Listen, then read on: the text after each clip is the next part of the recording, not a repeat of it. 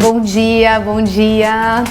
Galera, hoje eu tô aqui na obra do Márcio e da Bia e eu vou explicar um pouquinho pra vocês o processo dessa obra, como que tá ocorrendo, mas primeiro eu queria falar como que eu cheguei até aqui.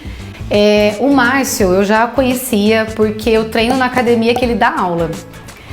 E a Bia depois eu acabei conhecendo por conta dele, né? Num primeiro momento, eles me contrataram para fazer um pré-orçamento, um pré-projeto e um levantamento de custos de quanto ficaria essa reforma, que é da cozinha e lavanderia deles, tá? A casa, eu tava falando, né? Parece que a cozinha já existia, era totalmente diferente, assim, da casa, e eles resolveram construir a casa em volta e uma coisa não tinha nada a ver com a outra, a cozinha não conversava com a casa. Apesar da residência já ter um aspecto um pouquinho mais antigo que eu quero dizer, coisa de 5 anos, né? A casa em si, a cozinha em si, perdão, era muito diferente mesmo, era pequena, revestimentos muito antigos, aqueles pequenininhos, sabe? Super antigos azulejinhos, marcenaria antiga, mal iluminada, enfim, nada funcional. Então foi por isso que eles me contrataram. E assim, eles têm 2 filhas pequenininhas. E esse era mais um fator que atrapalhava, né, no dia a dia, porque eles precisam de uma cozinha funcional, espaçosa. Eles têm uma vida muito corrida e com as filhas ainda fica mais complicado, né?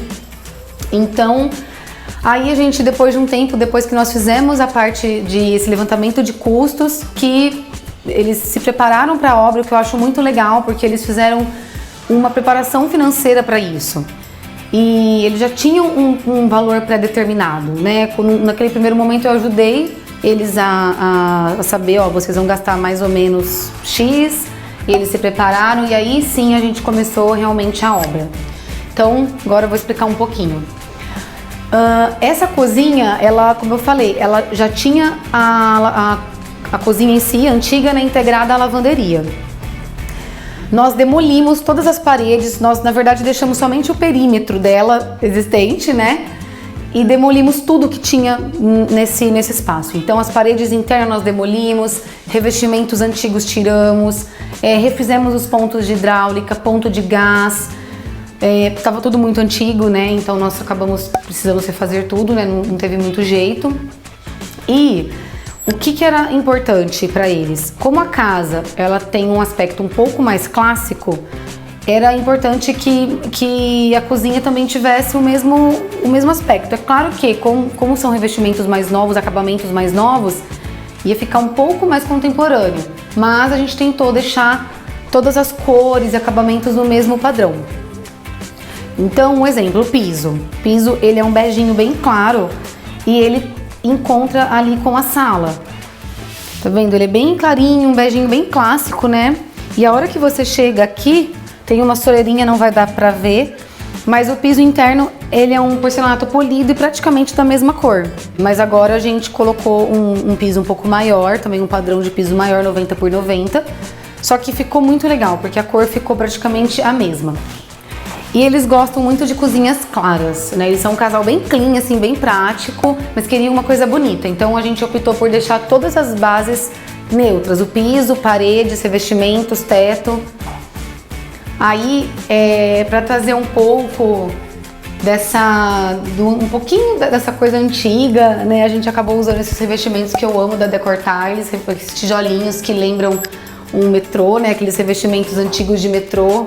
Bom, e aí falando um pouquinho dos acabamentos escolhidos, essa bancada, né, da cozinha, tanto essa como essa que pega a parede inteira. Inicialmente nós íamos utilizar um quartzo branco, mas por uma questão de orçamento nós optamos pelo branco siena, que é um excelente material também, o custo dele é metade do preço. E como nós tínhamos outras coisas para investir, os clientes, eles conversando com eles, né, eles tinham outras coisas para investir, por exemplo, equipamento. Essa parte da cuba é uma coisa importante, é uma cuba um pouco mais cara, E só que a gente optou por ela porque ela tem uma profundidade melhor, então ela cabe muito mais coisa, não fica espirrando água, sabe? A qualidade também dela é excelente. Então, voltando, nós optamos por investir em outras coisas. Acho que essa bancada aqui também ficou clara, fica bacana. E acho que isso é uma coisa importante que a gente tem que saber, né? O orçamento do cliente, ele precisa estar alinhado com o custo-benefício. Não, claro, se ele estiver disposto a investir, legal, né? Bom para o nosso projeto. Mas não adianta, a gente precisa saber que tudo tem um custo-benefício e também precisamos conhecer o limite do cliente. Então, branco siena, dica, excelente pedra aí para trabalhar em cozinhas. Aí alguns detalhes, por exemplo, a coifa. Voltando, como o cliente gosta muito de cozinhar, foi um equipamento que nós também resolvemos investir, né? Ele foi feito sob medida. O cooktop também é um cooktop um pouco mais robusto, né? Digamos assim, então ele teve um investimento mais caro. Aí a gente acabou optando por fazer alguns detalhes. Por exemplo, aqui vai uma tomadinha de embutir na pedra, ela abre assim 45 graus, então você pode inclusive colocar, hoje só tá o furinho dela aqui, mas você pode colocar USB, você pode colocar a tomada normal, enfim, fica super bacana. Nós também, o cliente odeia um monte de coisa em cima da mesa, né? Quem que gosta disso? Eu odeio também. Então, tudo a gente tentou embutir. Aqui vai uma lixeirinha de embutido Tramontina. E, como eu estava dizendo, do revestimento, também acabamos investindo um revestimento um pouco mais caro para ficar bacana.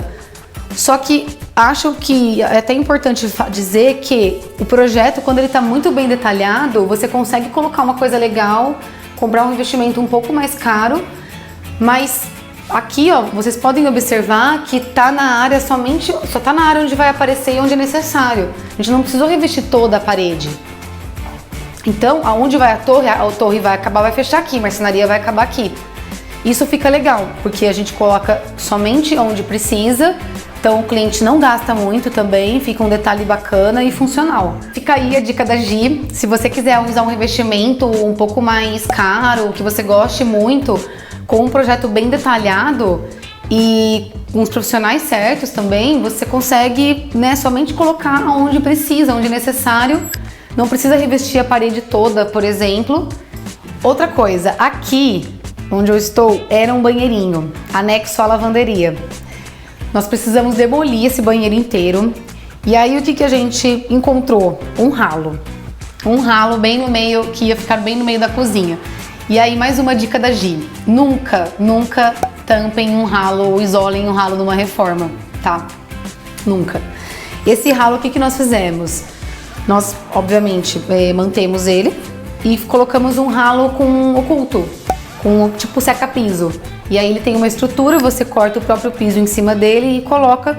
Esteticamente fica bonitinho, ele continua ali, até porque se no futuro você precisar dar algum tipo de manutenção ou acontecer algum problema você precisar abrir, ele tá aí, tá bonitinho, você não precisa quebrar seu piso. Então nunca isolem o ralo, fica a dica, porque eu odeio isso. Bom, aqui já é a lavanderia, o tamanho dela nós praticamente mantemos o que já existia, mas para não fechar tudo, essa bancada, ela dá continuidade à bancada da cozinha. Aqui, nós optamos por deixar a máquina lava e seca, porque ela é bonita, é um equipamento bonito, e toda a marcenaria vai acompanhar essa parte e a parte da cozinha, tanto em cima quanto embaixo. Então isso você cria unidade entre os dois ambientes. Bom, aí aqui realmente é a lavanderia, a parte do serviço, vamos dizer assim. Antes tinha um tanque de louça, nós optamos por colocar uma bancada, né, de fora a fora e colocar um tanque de embutir em inox. E uma dica legal também é colocar uma cuba para molho de roupas, porque geralmente muita gente tem essa necessidade, às vezes você está lavando uma roupa, precisa colocar alguma coisa de molho, e para não ficar aquele bando de balde colorido em cima, entulhado aqui, você coloca uma cuba, tá? Outra coisa, uma solução legal, aqui, como vocês podem ver, tem um respiro. Esse respiro, ele fazia parte de uma janela, que é de um lavabo interno e que dava para a lavanderia. nós não conseguimos tirar daí, né? Nós não conseguimos deixar a janela ou fazer uma outra janela para esse lavabo. Precisamos manter aí a abertura mesmo. Então, como é que a gente vai resolver isso? A marcenaria, ela vai vir por cima, normal. Por dentro do lavabo, nós fizemos um respirozinho e um tampo de alumínio, desenhado especificamente para esse tamanho aqui, para essa dimensão. A marcenaria, nós até poderíamos fazer uma porta com frisos para esse cheiro, para esse vapor sair. Mas nós vamos fazer uma marcenaria inteiriça e aqui nessa parte, nessa porta, vai ter um fundo falso. Esse fundo falso vai ter um furo, uma abertura para o teto. Então, todo o calor que sai de dentro do lavabo sai e evapora, sobe pro teto, ok? Acho que uma solução também que a gente acabou precisando encontrar aqui foi o seguinte: essa coifa, o duto dela, inicialmente eu tinha pensado em fazer saindo para lá, pro lado da lavanderia, que seria o mais lógico. Tudo bem que ela tem um respiro pequeno para não ficar aparecendo na fachada e tal. Nós precisamos mudar porque, como ali tinha um banheirinho, tinha muita viga passando em cima, então nós não tínhamos altura para fazer com que o duto passasse por baixo da viga e saísse.